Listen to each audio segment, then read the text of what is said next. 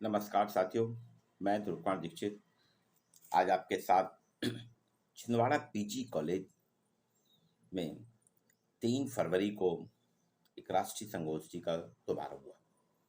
राष्ट्रीय संगोष्ठी थी भारतीय परिवारों में परिवर्तन और चुनौतियां। इस प्रमुख विषय पर बीज वक्तव्य दिया मध्य प्रदेश के ही नहीं देश के प्रख्यात समाजशास्त्री डॉक्टर महेश शुक्ला ने, जो रीवा टीआरएस कॉलेज में समाजशास्त्र के प्राध्यापक हैं, मध्यांचल सोशलॉजिकल सोसाइटी के अध्यक्ष हैं। उन्होंने बताया बारीकियों से कि परिवार व्यवस्था क्या है, भारतीय परिवार क्या है, संयुक्त परिवार क्या है, एकल परिवार क्या है, इसमें जो बदलाव या संरचनात्मक परिवर्तन आ रहे हैं, उन संरचनात्मक परिवर्तनों के साथ साथ हमारे लिए प्रमुख चुनौतियां क्या हैं, हम परिवार को कैसे सुरक्षित रखें, परिवार को कैसे संगठित रखें, इसी पे उन्होंने अपना वक्तव्य दिया। आइए सुनते हैं महेश शुक्ला जी को। की संगोष्ठी के आज के मुख्य अतिथि राजा शंकर शाह विश्वविद्यालय छिंदवाड़ा के कुलगुरु सम्माननीय डॉक्टर M.K. श्रीवास्तव सर, कार्यक्रम की अध्यक्षता कर रहे महाविद्यालय के ऊर्जावान प्राचार्य डॉक्टर P.R. चंद्राकर साहब, महाविद्यालय के जनभागीदारी समिति के अध्यक्ष भाई भरत घई जी, डॉक्टर ब्राउन मैडम, सुश्री श्वेता शुक्ला जी, इस कार्यक्रम की संयोजक डॉक्टर प्रतिभा श्रीवास्तव, कार्यक्रम की संचालन कर रही कविता शर्मा जी, हमारे सामने बैठे मध्यांचल सोशलॉजिकल सोसाइटी के सचिव और प्रदेश के जाने माने समाजशास्त्री डॉक्टर ध्रुव कुमार दीक्षित, भाई विनोद जी, भाई राय साहब, सिंह साहब, अनिल जी, पांडे जी, बहुत सारे लोग बैठे हैं, बिंदु जी इधर बैठी हैं। मैं महाविद्यालय के छात्र छात्राओं, ये मेरा दूसरा अवसर है इस महाविद्यालय में आने का। इससे पहले नशा युवाओं पे एक कार्यक्रम हुआ था, उसमें हम लोग आए थे और मुझे बहुत अच्छा लगा। काफ़ी इस समय वर्ल्ड बैंक द्वारा स्पॉन्सर जो कार्यक्रम है काफ़ी चल रहे हैं और कई जगह से बुलावा हुआ, लेकिन मैंने कहा नहीं, छिंदवाड़ा तो जाना ही,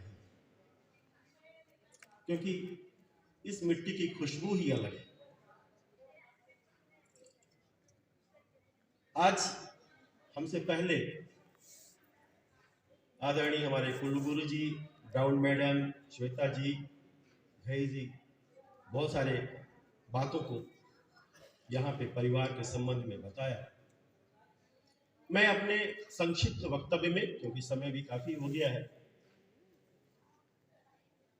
मनुष्य, फिर परिवार, भारतीय परिवार और फिर परिवार के बिखरते कारणों को समेटने का प्रयास करूंगा कि आखिर क्या कारण है कि हमारा जो परिवार है वो परिवार बिखर रहा है और क्यों आवश्यकता है।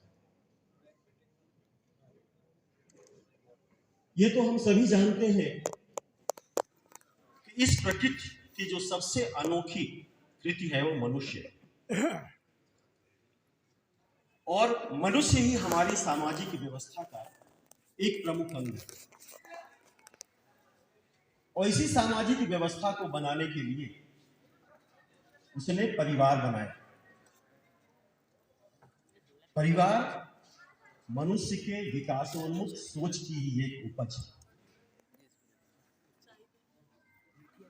पहले आदिम समाज था, लेकिन उस समय परिवार का जन्म नहीं हुआ था, एक बारबेरियन सोसाइटी थी। लेकिन उस समय परिवार की संरचना धीरे धीरे, जैसे जैसे उसकी सोच बदलती गई, वो सोचने लगा अपने आसपास, अपने पर्यावरण, लोगों के बारे में, तब उसने परिवार की संरचना। उपनिषद भी कहते हैं, नहीं मानवाद श्रेष्ठम तरम ही किंचित, अर्थात मानव से श्रेष्ठ, मनुष्य से श्रेष्ठ और कोई नहीं।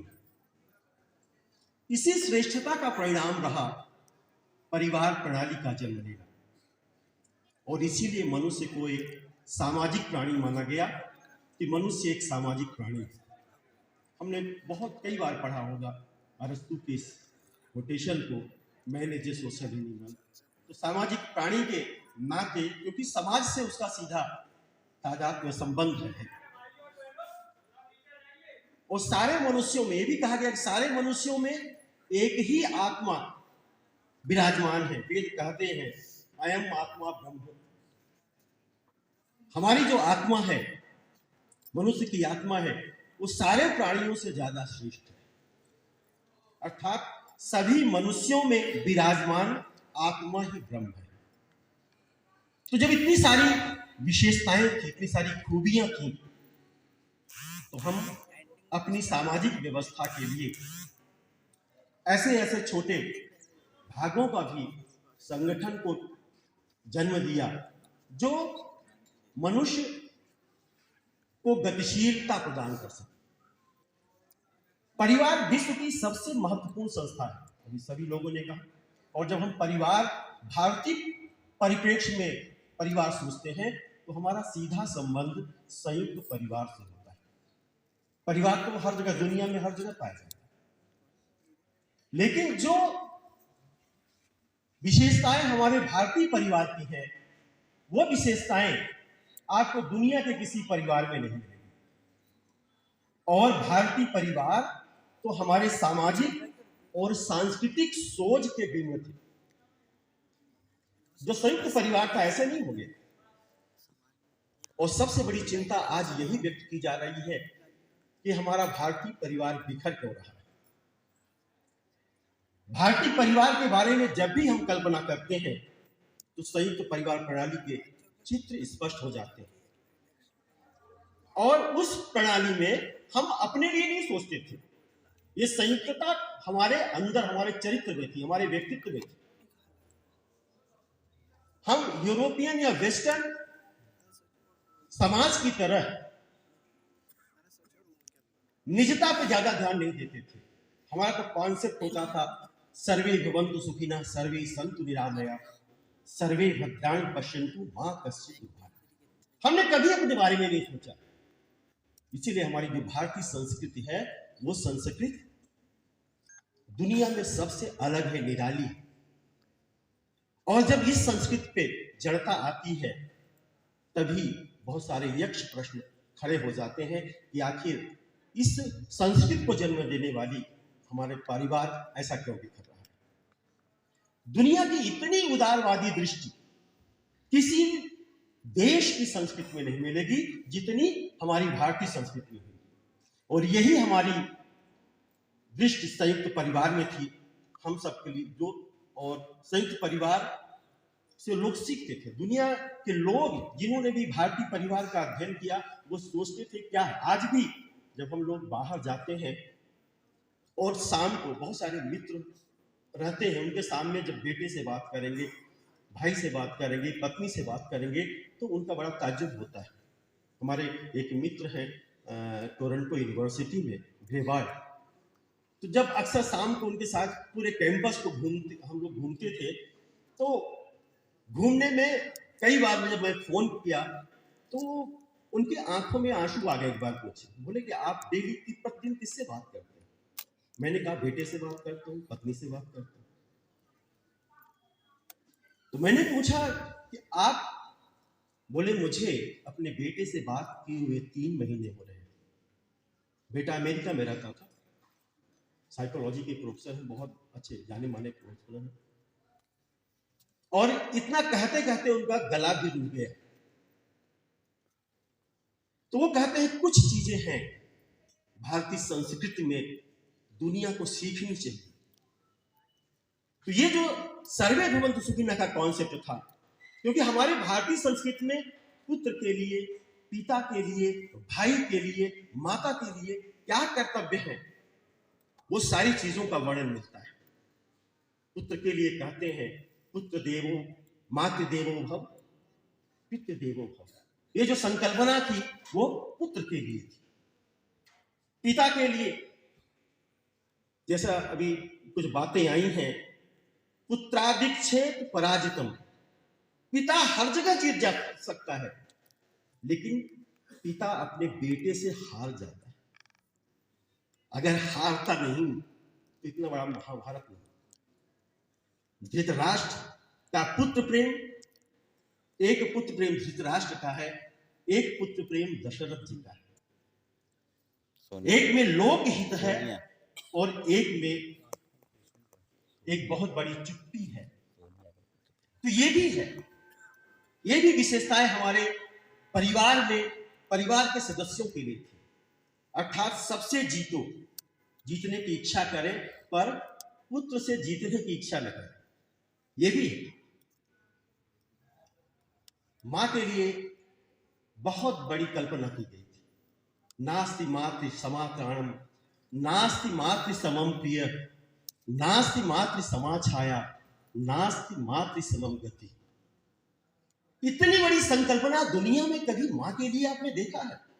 मां की जो डेफिनेशन है कि मां के साथ तारण करने वाला कोई नहीं है, मां के साथ की तरह कोई शीतल छाया देने वाला नहीं है, मां के समान कोई गतिमान नहीं है।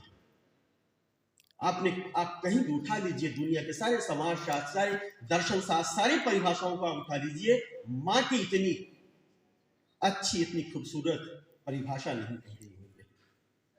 तो ये सबके लिए संकल्पनाएं थी। तो हमारी विशेषता, हमारे परिवार की जो विशेषता थी वो दुनिया में, यदि पत्नी के लिए उपदेश है तो पति के लिए भी उपदेश है। यत्र नार्य पूजन्ते रमन्ते तत्र देवता, ये तो बहुत सारी चीजें हमने की, बहुत सारी चीजें हमने पढ़ी, लेकिन उसका पालन हमने कहा। और यही कारण था कि जो हमारे संयुक्त परिवार की कल्पना थी वो वसुधैव कुटुंबकम थी। पूरे दुनिया, पूरा विश्व हमारा एक परिवार है। और ये कहा भी गया था कि जिस घर में स्त्रियों के खिलाफ बगावत होती है या स्त्रियां सताई जाती हैं, वह कुल जल्दी ही खत्म हो जाता है। यह भी एक परिवार का सोचन की जामयो यत्र विनश्यत तासु तत्कुलम, ये सारी चीजें हमारे पुराणों में, हमारे वेद ग्रंथों में कहा गया है। तो जिस कुल में प्रत्येक स्त्रियां सताई जाएंगी वो हो जाएगा। तो ये प्रगाढ़ पारिवारिक प्रेम, धर्म और आध्यात्मिकता, शास्त्रीय नियमों की बहुलता, ये सब कुछ आपको भारतीय परिवार में देखने को मिलता है। जैसा अभी घई साहब ने बताया था कि मैं संयुक्त परिवार में रह रहा हूं, मैं भी संयुक्त परिवार का एक हिस्सा था। 71 में जब भारत और पाकिस्तान का युद्ध हुआ था तो मुझे याद है मेरे परिवार का भी अलगाव हुआ था। अलगाव नहीं हुआ था, बहुत बड़ी फैमिली थी, करीब 60-65 लोग हम उस परिवार के सदस्य होते थे। और जो बचपन का जो अपनापन उस संयुक्त परिवार में मिलता था, मैं अपनी मां से ज्यादा अपनी बड़ी मां के साथ प्रेम करता था, वो ज्यादा जुड़ी होती थी। उनको खिलाना, जितना देखभाल करती थी, मां से सिर्फ जब जरूरत होती तभी आती। आज गांव में जाता हूं तो देखता हूं कि वो जो गांव के परिवार है सब टूट चुके हैं। बेटे बेटे में अलगाव हो गया है। भाई खुशकिस्मत है कि हम अभी भी ज्वाइंट फैमिली, तो हम भाइयों के बीच में अभी अलगाव नहीं हुआ है। और हम, लेकिन जो आने वाली तीसरी पीढ़ी है, अब वो गांव जाने से भी कतराने लगे। जो गांव की एक सोंधी महक होती थी, वो अब तीसरी पीढ़ी जाना नहीं चाहती। वो बर्गर पिज्जा में इतना उलझ गई है कि वो गांव की जो पारंपरिक भोजन है वो वहां नहीं। मैं भी जब गांव जाता हूं तो पहले से उनको मालूम है कि बैगन का भरता और रोटी मैं खाऊंगा और कुछ नहीं खाऊंगा। तो ये जो आत्मीयता थी परिवार में, वो परिवार आज भारतीय परिवार कई हिस्सों में बिखर गया है। भारतीय परिवार संगठन के मूलाधार है। जितने नियमों की व्यापकता आपको यहां देखने को मिलेगी, वो दूसरे हमारे यहां जो परिवार में नियम बनाए गए हैं, वो नियम कोई लिपिबद्ध नहीं है।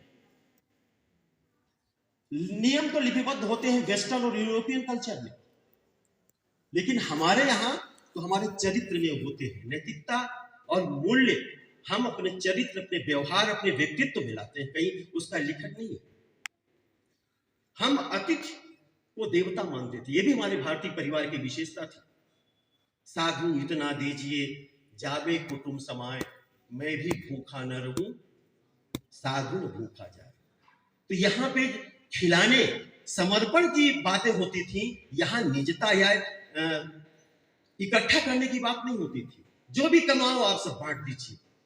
ये हमारे भारतीय परिवार की विशेषताएं थी। आप देखेंगे वो सारे बहुत सारे आपको सुदामा, कृष्ण, इन सब के उदाहरण आपको मिल जाएंगे कि घायल पैरों को सेवा भाव से कृष्ण ने धोया था और उनको एक परिवार का हिस्सा माना था, उनके दोस्त थे।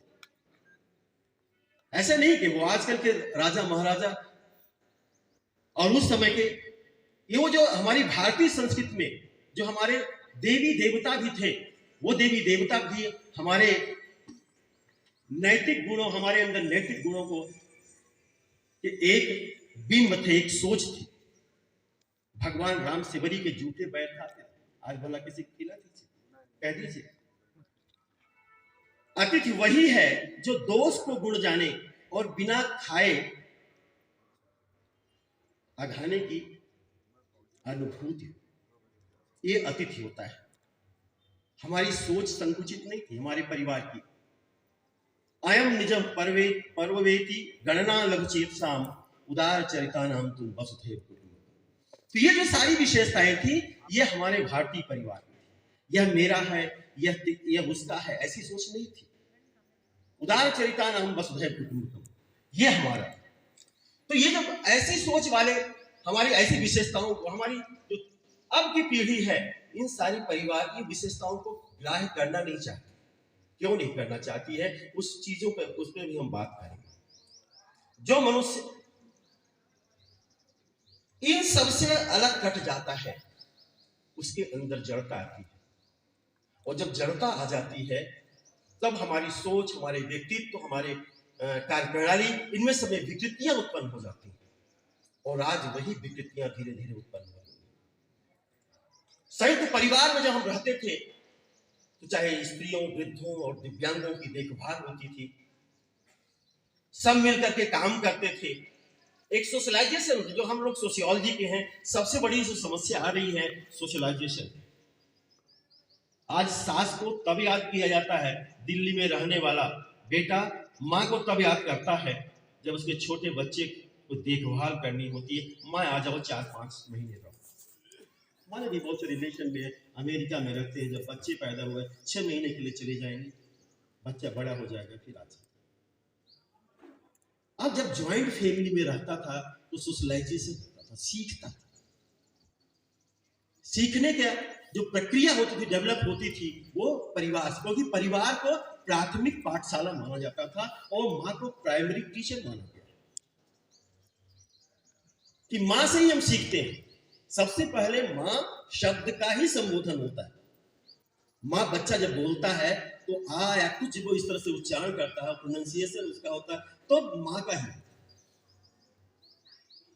मनोरंजन का साधन था परिवार। हम लोग स्कूल से आते थे, बस्ता है, उस समय बस्ता हम लोग करते थे, बैग तो आजकल का कॉन्सेप्ट हो गया है। लकड़ी की पार्टी होती थी, कोई स्लेट या अब ये पेंसिल नहीं होती थी, उसको एक तरफ रखा, दादी के पास चले गए, दादी समझते आवार वो इकट्ठा होकर के, और फिर खेलने चले जाते थे। किससे कहानियां होती थी, बड़ी माँ या दादी सुनाती थी। आज आर्टिफिशियल मनोरंजन, जब से टेलीविजन आ गया, जब से मोबाइल आ गया, बहुत सारी माँ ऐसे भी होती है कि बच्चा रो रहा है, मोबाइल पकड़ा गया। ये जो मोबाइल का एडिक्शन आया है, ये बहुत खतरनाक है। ये हम पीढ़ियों को बर्बाद कर रहे हैं।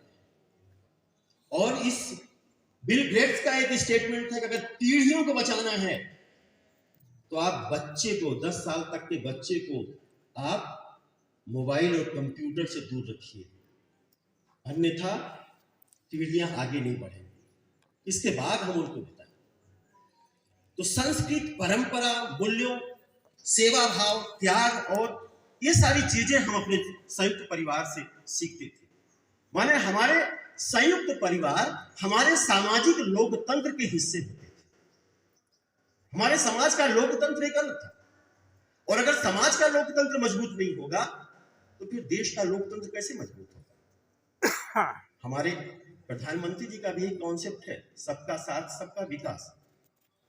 हम अपने पहले समाज का लोकतंत्र मजबूत करें, अपने घर के लोकतंत्र को मजबूत करें, इसके बाद हम देश के लोकतंत्र को मजबूत करें। आइजोल में अभी एक जियोना चाना, एक नाम था जियोना चाना, उनकी डेथ हो गई है आइजोल में। उनकी जो फैमिली थी 162 मेंबर्स, 162 लोग थे उसमें। तो ये कौन अभी भी जो है वहां पे ऐसा हमारे भारतीय परिवार में है। परिवार में रामायण का पाठ होता था। रामायण ज्यादा नहीं कहूंगा, आजकल रामचरितमानस को लेकर के क्या क्या एक तरह से हमारी संस्कृति पर एक प्रहार है। हमारे बड़े पिताजी कहते थे कि परिवारों में रामचरितमानस की चौपाई के स्वर नहीं होते जिस घर में, उन घरों में रोग, शोक, दुख, दरिद्रता, क्लेश सदैव चारपाई बिछाकर बैठे रहते। सुर जननी सोई सुत बड़भागी, जो पितु मात बचन अनुरागी। ये जो कॉन्सेप्ट है ये हमारे रामचरितमानस का है। तनय मात पितु दोष निहारा, दुर्लभ जनन सकल संसार। ये हमारे भारतीय परिवार, भारतीय परंपराओं की विशेषता है। तुलसी ने परिवार में आदर्श चरित्रों को नहीं बल्कि यथार्थ चरित्रों की भी व्याख्या की है, और उनका मानना है कि रामायण कर्म की कुंजी, धर्म की पूंजी एवं संस्कारों का सागर है। हमारे पीढ़ियां कितना रामायण पढ़ती हैं, वो तो पठान फिल्म देखने के लिए बेचैन रहती है। आ गई फिल्म, आ गई है, बस टिकट कटाओ, एडवांस कटाओ, एडवांस टिकट कटाओ। कोई भी फिल्म हो देखने के लिए बेचैन होती है, फर्स्ट शो नहीं देखना है, चाहे जिस भी हो जाए। लेकिन जो हमारे दुर्लभ ग्रंथ हैं, अगर उन ग्रंथों को हम पढ़ ले, सीख ले, समझ ले, तो निश्चित है कि ये जो सारी चीजें खत्म हो रही है समाज से, वो नहीं होने पाएंगी। अब परिवार बदल रहा है तो क्यों बदल रहा है? संयुक्त परिवार, हम आपसे ये बात कही कि संयुक्त परिवार हमारे सामाजिक लोकतंत्र के हिस्से होते थे, लेकिन अब ऐसा नहीं। समय का बदलाव, समय कभी भी, समाज कभी भी स्थिर नहीं होता है, बदलाव होता है, और पूरी दुनिया बदल रही है। इस बदलाव में बहुत सारी चीजें हैं। वैश्वीकरण का कॉन्सेप्ट आया। वैश्वीकरण ने वस्तुओं में विविधता लाई, बाजार में विविधता लाई, सेवाओं में विविधता लाया, पूंजी में विविधता लाया, तकनीकी में विविधता लाया, और विचारों में भी विविधता लाया। तो वैश्वीकरण कहीं उसका ठहराव नहीं था कि एक देश में जो है वो ठहर गई। ये सारी विविधताएं एक दुनिया से दूसरी दुनिया में घूमती है, और घूमी, और उसका प्रभाव हमारे हिंदुस्तान के सामाजिक संरचना पर भी पड़ा। वैश्वीकरण एक व्यापक अवधारणा है। जैसे जैसे दुनिया जनसंचार तकनीक में सिमटती जा रही है, वैसे वैसे वैश्वीकरण की व्यापकता बढ़ रही है, और वैश्वीकरण ने वैश्विक सांस्कृतिक व्यवस्था पर आधारित है। सैटेलाइट के नए तेवर, मुख्य बाजारवाद और बहुरंगी जीवन पद्धति वैश्वीकरण का एक है। वेस्टर्न कल्चर अमेरिका में एक काउंटर कल्चर निर्मित हो गया, एक रिमिक्स कल्चर बन गया। अभी तो चलिए हम लोग उसमें है कि परिवार में बच्चा कहीं जा रहा है, मैं यहाँ जा रहा हूँ, क्यों जा रहा हूँ ये नहीं बताता है, लेकिन आप अमेरिका, और जैसे मैं अभी जेरोल्ड की बात कर रहा था, जेरोल्ड की, कि अमेरिका और वेस्टर्न और जो दूसरे यूरोपियन देश हैं, वहां पिता को नहीं मालूम कि बेटा कहाँ जा रहा है, क्या कर रहा है। बेटे के पास जाना है तो पहले से ही उसको अपॉइंटमेंट लेना पड़ेगा, बेटा मैं इतने दिनोさके लिए आ रहा हूं तुम्हारे पास, नहीं पापा अभी इस टाइम नहीं है, आप इसके बाद आइए। हर जगह कंप्रोमाइज पिता को ही करना पड़ता है। तो एक हमारे समाज शास्त्री थे थियोडोर, वो कहते थे थिंक ग्लोबल एक्ट लोकल। हमारे राय साहब बहुत इस शब्द का प्रयोग करते हैं। हमारी जो सोच होनी चाहिए वो वैश्विक होनी चाहिए, लेकिन जो हमारा कार्य होना चाहिए वो स्थानीयता से होना चाहिए। आत्मनिर्भर भारत का जो कॉन्सेप्ट चल रहा है वो इसीलिए चल रहा है कि हम अपनी स्थानीय संस्कृति को रख करके सारी बातें करें, सारी संरचना। तो वैश्वीकरण ने हमारे परिवार को प्रभावित किया और उसका कारण वैयक्तिकता आई, इंडिविजुअलिटी आई। हम अपनी समाज जो सोच है धीरे धीरे समाज से, परिवार से अलग अपने बारे में हम सोचने लगे, ये हमारा परिवार है, ये अब तो और संकुचित हो गया। जैसे सर अभी बात कर रहे थे, हम एकल परिवार को पहले ढूंढे, अब परिवार का कॉन्सेप्ट क्या हो गया, कहीं पे जा रहे हैं ये हमारी फैमिली है, पत्नी साथ में, ये हमारी फैमिली है, बस वहीं तक हम सीमित हो गए। जो एक व्यापक दृष्टिकोण था परिवार का वो खत्म हो गया है। और सोशलाइजेशन की जो प्रोसेस होती थी वो भी वैश्वीकरण ने प्रभावित की, सामाजिकरण का अभाव पाया गया और इससे हमारी पीढ़ियां एक दूसरी दिशा में जाने लगी। पारंपरिक मूल्यों का पता हुआ, जो हमारे मूल्य थे वो मूल्य, क्योंकि मूल्य हमारे जीवन के अंग होते हैं, हमारे चरित्र को विकसित करने में उनका महत्वपूर्ण योगदान होता है। तो एक सामाजिक मूल्यों का पतन शुरू हो गया। तो निश्चित है कि जब हम अपने बारे में सोचेंगे तो हम मूल्यहीनता का दौर तो हमारे अंदर आएगा। मीडिया आई, मीडिया तंत्र ने बहुत ज्यादा प्रभाव, अब जितने भी चैनल देखे होंगे टेलीविजन में, बहुत सारे आते हैं, चैनल से आते हैं, बहुत ही अतिरेकता को परोस करके वो चैनल बनाए जा रहे हैं और उसने भी हमारे परिवार को बहुत प्रभावित किया है। लिविंग रिलेशनशिप की जो बात आ रही थी, ये कहां से आई, मीडिया से ही आई, और वो भी एक भारतीय समाज के लिए एक खतरा हो। वैवाहिक आधार में परिवर्तन हुआ, बुजुर्गों की उपेक्षा, मनोरंजन के साधनों में बदलाव। जो हमारे बुजुर्ग होते थे वो उनका अनुभविक ज्ञान का खजाना होता था, कुछ भी हो बात करे तो उनसे बहुत सारी सीख मिलती थी, लेकिन वो उपेक्षा के शिकार हो गए। उनके लिए अलग कमरा दे दिया गया, जिन्होंने पूरे परिवार की संरचना को, आज आप देखिए कि हिंदुस्तान में ओल्ड एज होम जो है उन्हें वृद्धि हो रही है। आज से 10 साल पहले जहां 200 थे, आज 738 ओल्ड एज होम वहां पे हो गए। क्यों हो रहे हैं कि वो इन सब से बच करके वो अलग ही रहना चाहते हैं। बच्चों को डिस्टर्ब हो रहा है, नाती को डिस्टर्ब हो रहा है, इसलिए पिताजी को ओल्ड एज होम वहां पे हमने भेज दिया। तो ये जो टूटन है, ये जो बिखराव है, निश्चित है हमारे समाज के लिए बहुत बड़ा खतरा है। इंडस्ट्रियलाइजेशन, औद्योगिकरण ने तो पहले ही परिवार को प्रभावित किया था, लेकिन इस औद्योगिकरण के बाद हम जुड़े रहते थे परिवार से। एक कुछ महीनों के लिए हम आते थे, घर आते थे, 2 महीने 3 महीने रहते थे। अभी आप कोविड में देखिए, जब विषमता आई, जब जीवन में आती है, निराशा आती है, कोविड जब आया तो फिर से परिवार याद आया, फिर से गांव याद आया। अगर कोविड न आता तो परिवार जो ये फिर से हम गांव की ओर लौटे और परिवार की ओर लौटे तो वो कभी भी नहीं। तो कोविड ने हमें समस्याएं भी दी, अवसर भी दिया, लेकिन उस अवसर का परिणाम क्या रहा हुआ कि आपने अखबारों में पढ़ा होगा कि 1-2 महीना रहने के बाद बेटा बाप से हिस्सा मांगने लगा जमीन का। बहुत सारे हत्याएं भी हुई, बहुत सारे झगड़े भी हुए। तो ये जो सारी स्थितियां हैं, निश्चित है हमारे भारतीय परिवार के लिए चुनौती। आज अगर हमें आत्मीयता, त्याग, सहयोग, संगठन और मूल्यों को जिंदा रखना है, तो फिर से हमें भारतीय परिवार की संकल्पना को लौटना होगा। भारतीय परिवार मतलब संयुक्त परिवार।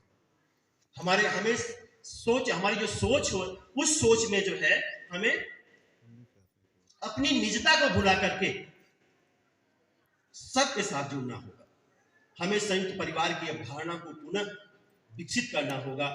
अगर संयुक्त परिवार को बचाया नहीं गया तो पीढ़ियां ज्ञानवान होते हुए भी, बहुत सारे तकनीकी ज्ञान रखते हुए भी अनेक विकृतियों में जकड़ी होगी, जो हमारे परिवार के लिए बहुत बड़ी चुनौती है।